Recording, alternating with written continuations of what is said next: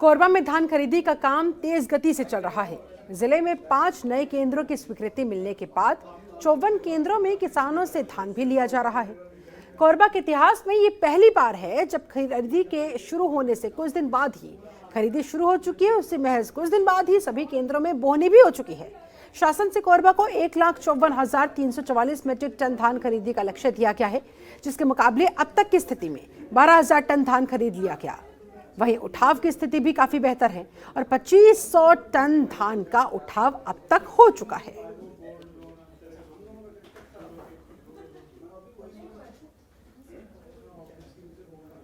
केंद्र की स्थापना के बाद 54 कुल नए खरीदी केंद्र बने, जिसमें सभी में धान खरीदी शुरू हो गई है।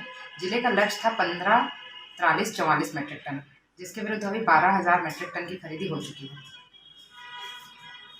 मैडम, बीच में कुछ डिस्प्यूट चल रहा था बहर चुनाव खरीदी केंद्र को लेकर, उसकी कैसे बहाली हुई, कैसे उसको शुरू में ही स्पीकर महोदय की पहल से उसे स्थापित कर लिया गया और उसमें भी खरीदी शुरू हो चुकी है। वहाँ पे भी सभी प्रकार की व्यवस्थाएं उपलब्ध हैं खरीदी हेतु।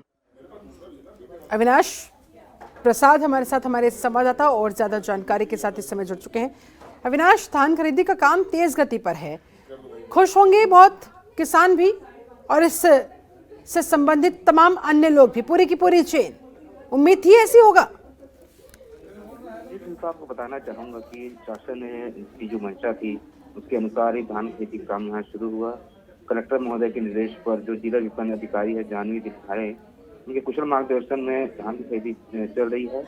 कुल 5 नए केंद्र खोले गए हैं। हालांकि एक केंद्र जो बेहद दूर था, उसको लेकर विवाद की स्थिति बनी थी। वहाँ किसानों ने कहा था कि हमें नई खरीदी केंद्र चाहिए, पर जो शासन का लिस्ट आई उसमें नाम नहीं था। और फिर अंतिम समय में जो किसान थे, तो विधानसभा अध्यक्ष जो है हमारे चंद मान और कोरबा सांसद ज्योत्सना महंत थे, उन्होंने मांग की थी। उसके बाद इनकी मांगों को पूरा किया गया और नया केंद्र खोला गया।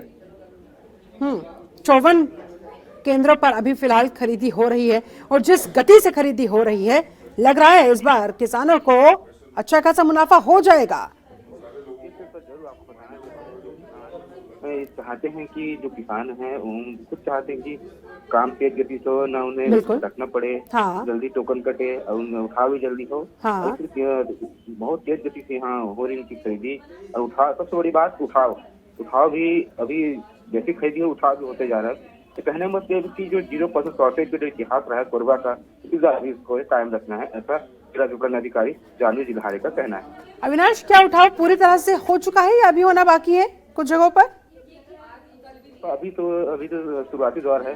ठीक है। तो खरीदी हुई है अभी अपनी जो हुई है 12,000 टन, उसके मुताबिक अभी 25 और 2,500 टन ही उठा हुआ है। लेकिन कहना है अधिकारी का कि जैसे हुई जाती जाएगी, आवक जाएगी, उसके अनुसार टोन कटेगा, उसका बीओ कटेगा, उसका उठाव हो जाएगा। ठीक है, बहुत शुक्रिया आपका अविनाश प्रसाद इस पूरी बातचीत के लिए, इस पूरी जानकारी के लिए।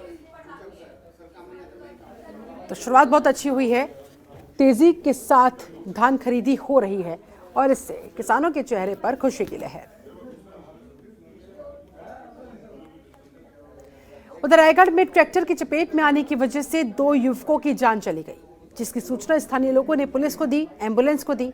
स्थानीय लोगों की मदद से ही फिर दोनों युवकों को अस्पताल में भर्ती करवाया गया, जहां इलाज के दौरान दोनों युवकों ने दम तोड़ दिया। वही घटना के कुछ ही घंटों के बाद पुलिस ने ट्रैक्टर और ड्राइवर को हिरासत में ले लिया है। बता दें आपको, कॉलेज से घर आते समय यह हादसा हुआ, जिसकी सूचना पर परिजनों का रो रो कर बुरा हाल है।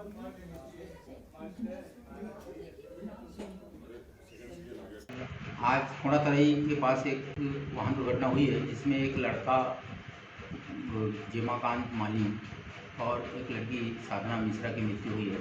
दोनों छात्र हैं और ये लोग रायगढ़ से पढ़ाई करके अपने गांव कुसौर क्षेत्र में जा रहे थे। खोड़ातराई के पास एक ट्रैक्टर जहाँ पे मिट्टी धुलाई का काम कर रहा था, ट्रैक्टर वाले के द्वारा अचानक अपना वाहन मोड़ने के कारण डाला से टकराने से इन दोनों वहाँ गिर गए और सिर में आई चोट की वजह से इनकी मृत्यु हो गई। ट्रैक्टर चालक को ट्रैक्टर को पतासाजी किया गया है, ट्रैक्टर चालक को हिरासत में लिया गया है। दोनों डेड बॉडी कुसौर थाना के कुसौर अस्पताल में भेजा गया है और वहाँ मर्ग कायम किया गया है। मर्ग परिणाम होने के बाद अग्नि कार्रवाई की जाएगी।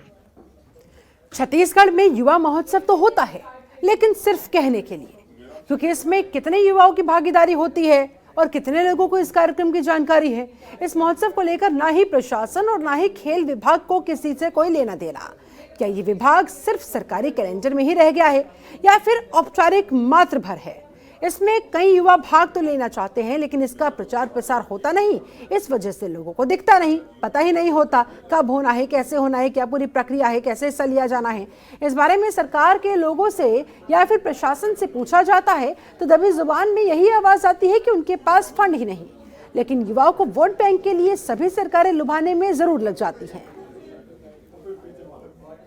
आज कार्यक्रम है जिसमें सभी 7 विकास खंडों में जो 37 विधायक थी उनमें जो लोग चयनित होकर के आए हुए हैं उनके मध्य आज मुकाबला होगा।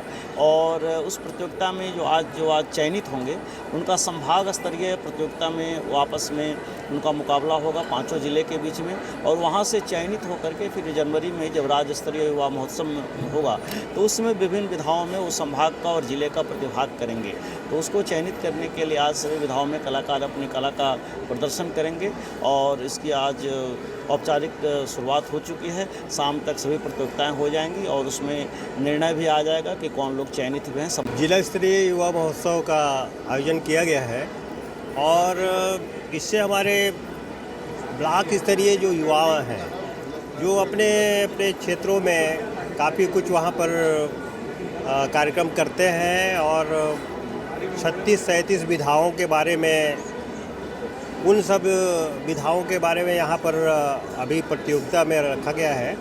और निश्चित रूप से हमारे क्षेत्रीय ब्लॉक स्तर से लेकर के जिला स्तर और प्रदेश स्तर में अपने अपने विधाओं में हमारे युवाओं जो है उनको अवसर मिले।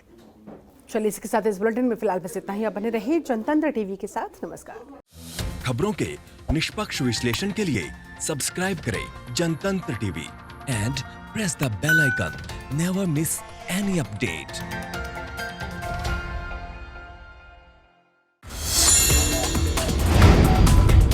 Download the Janatantra TV app, available on Google Play and App Store. Download it now.